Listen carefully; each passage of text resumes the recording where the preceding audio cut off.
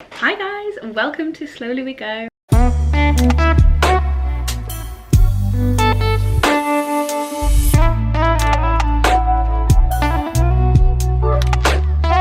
Since mentioning that we are following the Waldorf philosophy within our homeschooling journey, a lot of you have asked about this rhythm that I keep mentioning, and I wanted to share with you today what is a rhythm, what is a daily rhythm, why is it different to a routine, how can you implement it, what our daily rhythm is, and if you're finding a little bit of friction from your child in terms of transitions, like from activity to meal times or at bed times or trying to get them out the door, and you're finding a little bit of tension there, this video might seriously help you out, and you might get a little bit more insight as to why these problems are happening. A daily rhythm is really at the center and the focus of the Waldorf philosophy, implementing it at home especially, but it's also practiced within the Steiner school and kindergarten settings. I have found that bringing this daily rhythm into our home it's just been such a change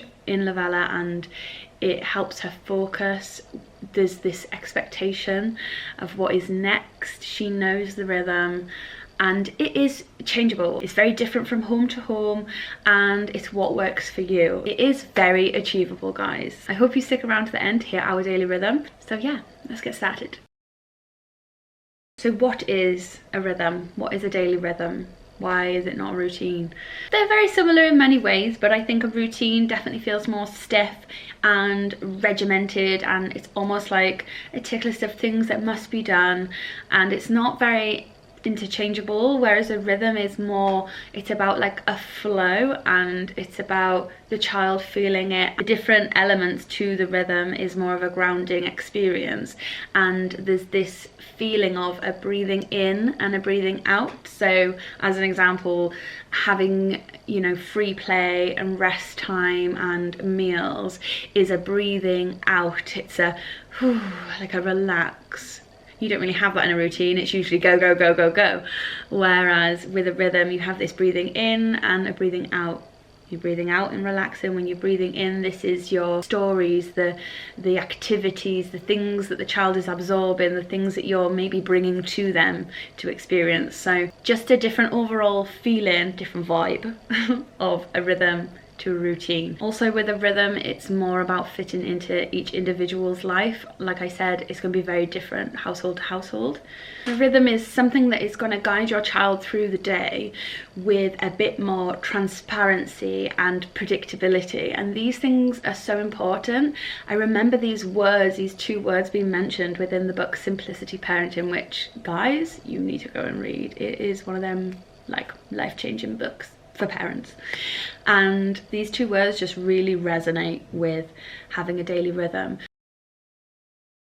When a child knows what to expect, when they know what is next by practicing your rhythm day in, day out, you will find that tension and the friction of the transition fade away. A lot of you will have probably practiced some sort of rhythm when it comes to bedtime. I think that is usually where people start out, is some sort of bedtime, probably calling it a routine. You know, that varies household to household. It's to create that predictability. The child knows that, okay, well, when I get to the end of this little list of things, it's time to close my eyes. So it's kind of taking that and putting it throughout the whole day. They don't have to worry so much about what is next, when is this next, am I going to get disrupted in my play? And when they do get disrupted in their play, that can be quite challenging because they are just so absorbed in it. They weren't expecting to be told, right now you have to come to the table, now it's dinner time. That might externalize as some friction and tension. So having that predictability for the child will create a much smoother day. It's almost like the child can relax into the fact that there is a captain of this ship. This captain knows what they're doing.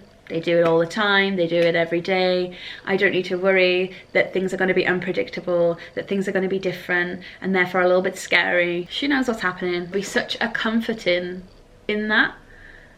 We often think it's a good thing to give children loads of different choices, but actually to really simplify what is happening and what you're having to eat and the toys around you and the activities that are happening, it can help the child relax into it. I'm not saying choices are a bad thing at all, but continuously giving a child choices throughout the day and having no kind of rhythm to the day as to what comes next, what follows, can sometimes lead the child to feel a little bit chaotic because they don't know where they stand, they don't know how the day is going, and they don't know what's next. A rhythm is to create a stability and a grounding flow of the day. I think the key would be just don't think too much about it. Think simplicity. Do what you are already doing, but it's the repetition of doing these things that creates this really grounding rhythm. I know that might sound boring, but it really does have such a positive effect on children. They thrive off routine. We've all heard that saying, and I just think they thrive better off a rhythm. Do what you normally do. Look at the little things that you do in the day that is maybe a little bit repetitive, and make it a point of and a habit of doing it every day. I hope you're hanging about, because I'm about to share with you my daily rhythm, what me and Lavella do. I think that's another big difference between a routine and a rhythm, is it's not necessarily a time. So it's not necessarily that breakfast time has to be at 7 a.m. and then lunch is at 12. It's just more they know it comes after such and such. It's that they know after dinner comes such and such. So it's not really about the time of the day, it's about where in the day it flows. I hope that makes sense. A starting point to creating your rhythm would be looking at the focal points of the breathing out, which would be free play and meal times. They're like the little benchmarks of the day that the child knows where they're at. So start there and work around it. Do you need some sort of transition period like we use just before the meal times? I let them know as well. So it's that it's like preparing them for these little changes as well. So I will say maybe 15 minutes before lunch, okay, it's time to have a tidy up. So we like to do a tidy up just before, instead of, right, dinner's on the table. It's just slightly different. It's letting them, they can think about it as they're tidying, that it's coming. So you might find less of a resistance if you're having a little problem there. You might be thinking, well, every day is different. You know, some days we're here, some days we're there. How can I possibly implement a daily rhythm that's exactly the same each day? Look at the things that are habitual, that are there each day. Is it that you always light a little candle before you have your dinner together? Is it that you always have a story time after you've had your breakfast, no matter where you may be? You can definitely implement it no matter if you have a busy life. It's just about looking at things that you can make a habit, and these little moments in the day. Even if you can't create a lot, you can do a little or a lot, but if you can't do a lot, even these little moments are really going to help. They're going to help your child see the placement in the day, really relax into it. If you do have any more questions about how to implement a daily rhythm into your life, please comment below or message me.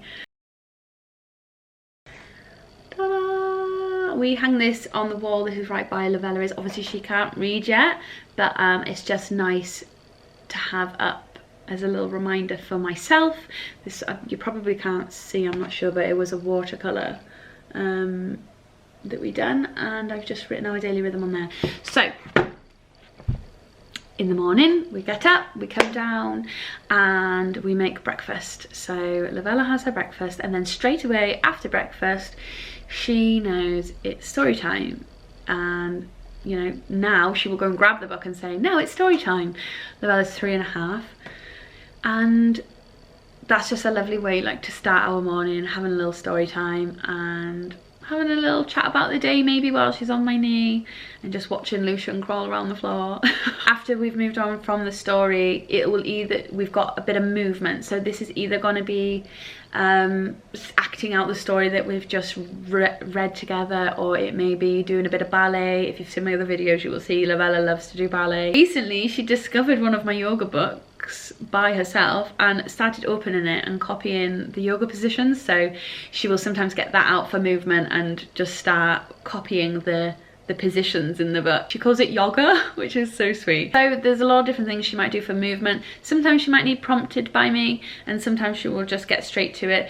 That was something that I never necessarily implemented as a change. That was something she was already doing. I noticed that in the morning she was very lively, running around, had lots of energy. So, you know, that part of the rhythm was definitely led by her. Because rhythm is definitely a family oriented thing, it's not just all about Lavella, it's about how we all, you know, live together in the home. We have a baby as well. So after this, I will usually put Lucian upstairs to bed. She plays in her room with having a bit of free play, and she knows this, and she knows like to try and play a little bit quietly while we put the baby down, and then we both sneak down together like little mice, and that's our thing. Like every day we'll do that. We'll sneak down for his morning nap. When we come down, she can either carry on free playing. I will just kind of follow her lead on that one. If she's engrossed in play, then she can carry that on, or if she's lingering by my feet, she's maybe needing a little bit more one-on-one, I'll be doing a bit of housework by that point in the morning. So I'll give her a cloth and she can help me. If she wants help with the housework, she can help.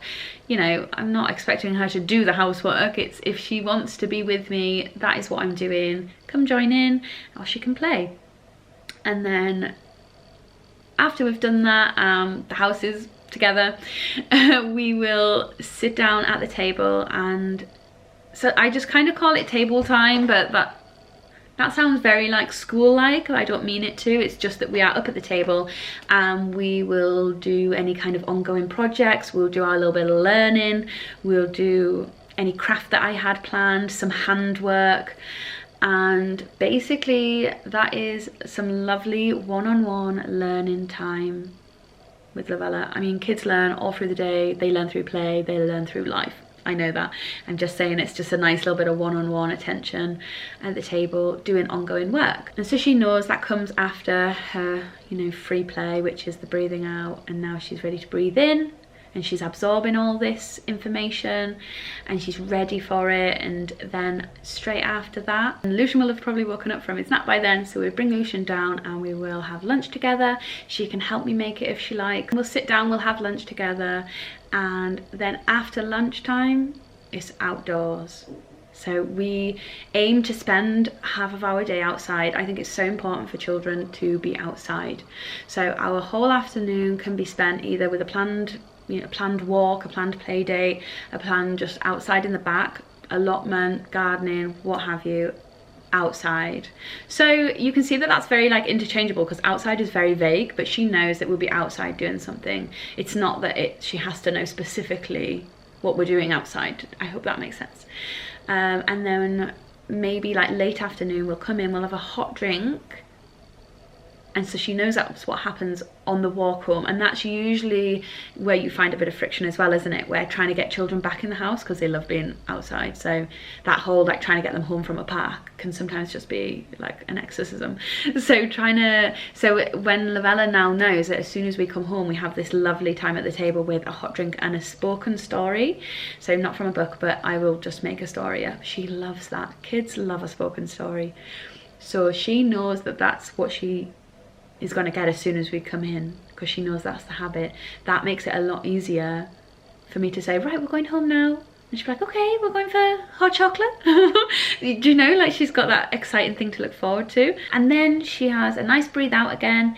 She can go and do free play whilst I am making the dinner. And she will just see that I'm starting to get the pans out. I'm starting to get the vegetables out. I'm cooking the dinner. And she just knows now. And she potters off and she enjoys some free play. Afterwards, we tidy up, ready for going upstairs to bed. And then we have a little bedtime rhythm that we do upstairs. So that is our rhythm. You can do it however you like. What I like about rhythms as well, we change during the seasons. So the coming in and having a hot drink sounds very like autumnal, wintry. I can feel now that, because we're in, whenever you're watching this, I'm not sure, this video, but right now as I'm filming, we are in the middle of spring. We've just had Beltane, so it is the very middle of spring, and I can see as we're getting better weather going into the summer, our rhythm will probably do a flip reverse. So I think it will be, we'll be outside the whole of the morning it will be get up, and you just want to get outside, don't you? When you can see the sun shining through in the morning, it's just lovely. So I can see our rhythm changing, and perhaps I will do a little update when we get into the summer just to share with you how our daily rhythm has changed. But this was a little bit more in depth as to what a rhythm was, why we have a rhythm, and I just really hope it was helpful. Like I said, any more questions, drop them down below, and any video suggestions as well. I've been enjoying sharing a little bit about our Waldorf journey. I'm thinking about making a little playlist, so a few more videos to come. But I'll see you in the next video, guys.